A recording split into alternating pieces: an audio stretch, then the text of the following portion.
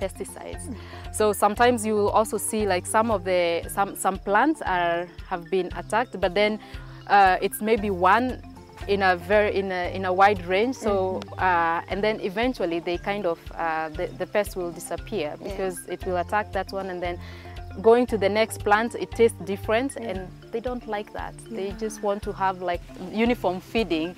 By having different plants planted together, then you kill the possibility of having insects jumping from one plant to the other. And that is also one of our ways of controlling pests. With all these crops, how do you manage? Because there are so many and all of them needs attention. We've created a database, and we have colleagues who work in the farm.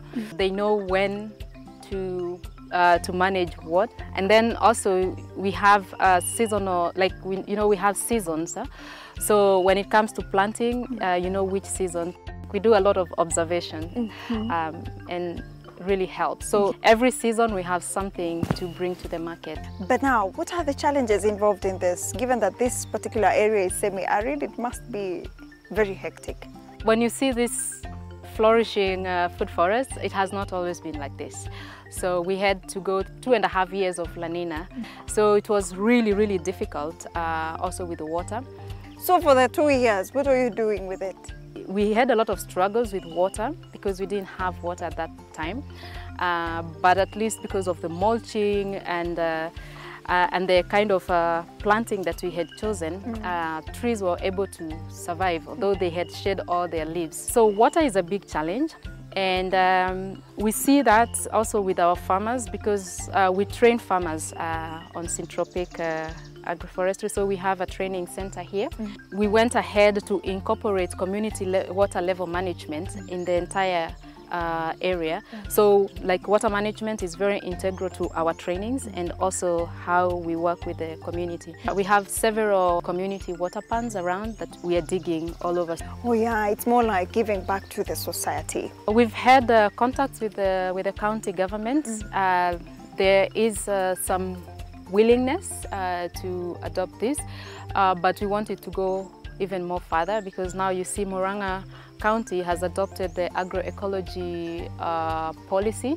So we are hoping to also push our county government to adopt the agroecology policy, because this will also make it possible for our county to prioritize agroecology, and because this is also agroecology. Yeah, but a lot of work we do together with the local community. So there's a lot of willingness from the community. Actually, we don't even do mobilization for them to come for training. They come looking for us because they really want to be trained. Would you say this type of farming is a game changer? Because I can imagine right now the world is grappling with climate change. What we tell our farmers when we do the trainings is this is not rocket science, and it is not like a new innovation. This is what our forefathers used to do. Our grandparents knew the value of diversity. They knew the value of planting so many different crops together, and that is why they never complained about food security and nutrition security. So we need to have a more discussion on moving from just looking at food as food, but also how can we give people, how can we nourish our population. Since you've said this is a game changer, I'm curious about your vision. Let's say 10 years from now, where do you see this type of farming? 10 years from now, we have over 5,000 farmers doing Syntropic, and they've transformed their land, which is average between 1.5 acres to 3 acres. So if we have 5,000 farmers doing that, then we will never have to worry about food security in this country. And do you think this is the future? We've degraded our soil heavily using monoculture. And also, if you walk around and talk to our farmers, one of the things is they've not been harvesting. So they don't even have their galleries anymore. This is the future where you can harvest throughout the year. Wow, and what a way to end this section. This is the future, yeah? Yes. And from here, where do we go to next? Because we are not yet done, right? Yes. To the dryer. Yes. Okay, let's go to the dryer. Yeah. Let's see what happens there. Wow.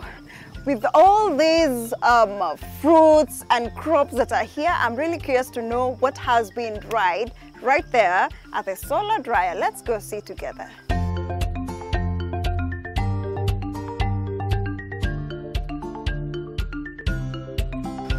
So let's see what's here. This is our solar dryer. Yes.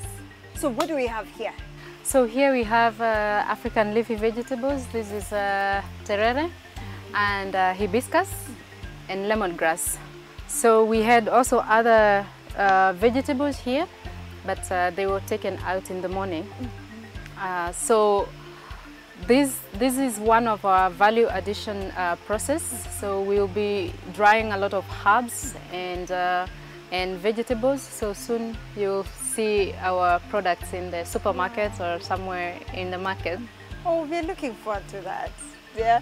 And do you have some that's you've already packaged? Yes, we have some. Them here? Yeah, we have some that we've packaged. So we also have moringa powder. You know, we all do a lot of different leaves. Okay, let's go see those leaves, like you've put it. Let's go.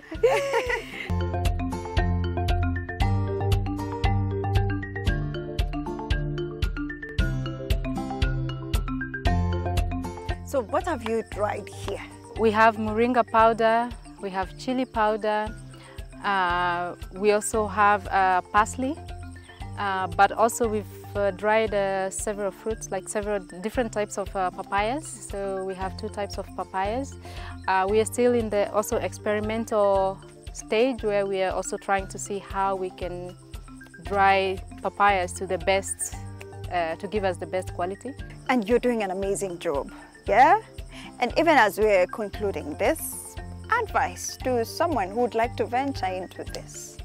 If you have land and you're interested in starting Syntropic, we do have training, so you can get in touch with us. And also, if you have the knowledge, please start as small as you can, and then, you know, from there you will be able to go. So let's not procrastinate, let's do it.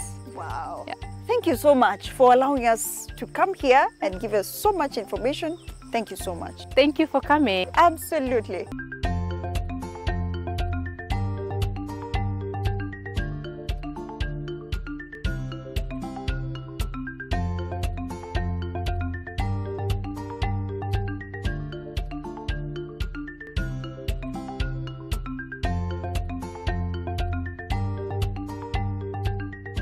And thank you for being a part of Kilimo na Biashara show today.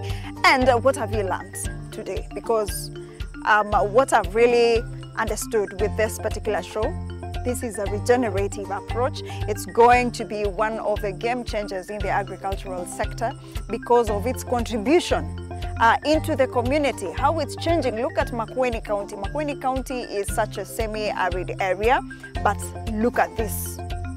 Yeah, there's a food forest here, so that is saving them even the cost of manure. They're making their own compost here. So it's an entire integrated system, even in a dry area. You might as well want to replicate that in your farm. See you again next time for yet another exciting Kilimo na Biashara show. See you.